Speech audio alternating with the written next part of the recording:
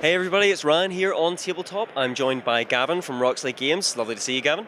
Good to see you. And you've got a big showing here today, but one of the most popular items at Essen this year has been Brass Birmingham. So do you want to take us a little bit through what Brass Birmingham is and its relationship to Lancashire? Brass Birmingham is the newest game in the Brass series.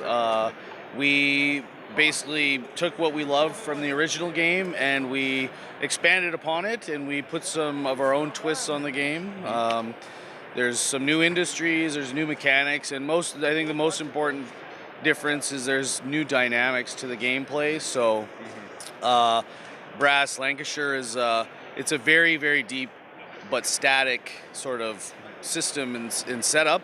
So that there's good opening moves. There's a few strategies that expert players will commonly do every game. Like one's called cotton rushing.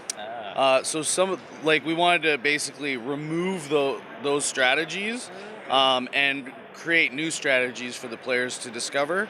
So one of the big differences is, like I said, the original one is very static. This one's got variable setup. So each game, it's a dynamic puzzle for the player to solve, and there's not necessarily good opening moves that are sort of scripted like the original one was, which is not actually even a problem with the original. Some people when you play Warcraft or whatever, and you build your lumber mill and and it's like there's a build order at the start of the game. Some people really enjoy that. That's fascinating that there's a kind of pushback against a player-defined meta. Have you seen anything meta-wise develop around Birmingham, or is it too early to tell? Have you seen on Reddit or anything like that? Yep. There's one of the core strategies that we wanted to have in the game was we wanted beer to be a core strategy in the game. So we wanted all players to go after beer, and players are discovering on even Board Game Geek that beer is quite powerful. And really, the game is very balanced, but all it means is that every player has to really recognize how powerful beer is. So, yeah. I'm sure they already recognized that before, So yes, there's various strategies that the communities are discovering. So. Fantastic, yeah. And what other games have you been showing off today at the stall?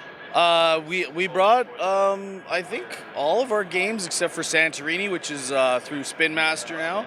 So we have Super Motherlode, which is you're digging below the surface of Mars, and it's a tile-laying, deck-building game. And we have Steampunk Rally, where you're racing through the Swiss Alps, building a big giant machine as an inventor, a Victorian inventor. And then we have Dice Throne, which is sold actually insanely well at Essen, which is interesting. We weren't sure, it's a dice chucking, fun, exciting game, and we weren't sure, how Europeans would receive it, but they actually really love it. So good. Fortunately, well, that's fantastic. Gavin, thank you so much for giving us your time. It's been lovely to talk to you. Everyone, leave your comments down below. I know Ben has enjoyed this in particular behind the camera because he is a Brummie himself from Birmingham. So leave your comments down below. We've been here all weekend at Essen, so check our Thursday, Friday and Saturday coverage on the live blog. We're going to leave it there. We'll pick you up in the next video.